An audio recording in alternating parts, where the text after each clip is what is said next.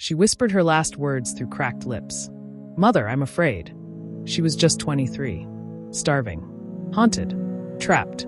What followed was 10 months of agony. 67 exorcisms. And one of the most disturbing death cases in modern history. This is the real story of Anneliese Michel, the girl the church said was possessed, and the girl medicine couldn't save. Anneliese was born in 1952 in a quiet Bavarian village. She was sweet, polite, devout, a model daughter. But at 16, the light in her eyes dimmed. She collapsed at school. Her limbs twisted in seizures. She began hearing things. Voices. Whispers that weren't hers. Shadows that moved when they shouldn't. Doctors said it was temporal lobe epilepsy. But what she described was beyond medicine. She saw demonic faces. She heard commands from unseen forces. And her faith? It twisted into fear. Anneliese stopped eating. She tore her clothes. She screamed at religious icons, clawed at the walls, and drank her own urine. She said she was no longer alone. There were 6 voices inside her. Lucifer, Cain, Judas, Hitler, Nero, and a damned priest. They fought each other inside her, through her. Her body became a battlefield. And her soul? It felt like it was slipping through her fingers. The family begged the church for help. And finally, the church listened. 2 priests, Father Arnold Renz and Father Ernst Alt, were granted permission to perform the rite of exorcism. And so it began. Once a week, then twice, then every day. Each session stretched for hours.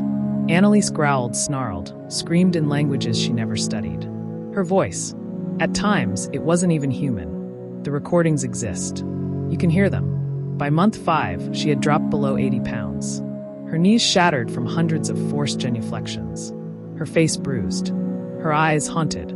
But still, the voices didn't stop.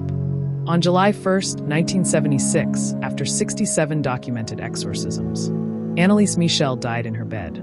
No poison, no injury, just nothing left. She weighed just 68 pounds. Her final words were a whisper to her mother. "Mother, I'm afraid." The world watched in horror. 2 priests and her parents were put on trial for negligent homicide. But the question echoed louder than the verdict. Was Anneliese possessed? Or was she failed by everyone she trusted? Psychiatrists said she suffered from psychosis, epilepsy, religious delusions. They argued the exorcisms replaced therapy, and it killed her. But others heard those tapes. Witnesses saw her contort in impossible ways. Priests claimed what they faced inside that room was real and ancient.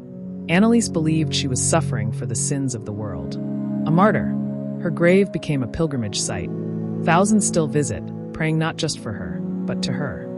Hollywood turned her story into fiction, The Exorcism of Emily Rose. But no script could capture the torment Anneliese lived through. Not a horror film, not a medical case. This was a tragedy carved in faith, fear, and silence. Anneliese Michel died believing her suffering had meaning. She wasn't a headline. She wasn't a warning. She was a young woman, lost between science and belief. And whether she was possessed or not, what happened to her remains one of the most terrifying questions ever asked. What if demons are real, and we stop believing too soon? Let us know what you believe in the comments. And subscribe for more haunting true stories you won't hear anywhere else. Like and subscribe.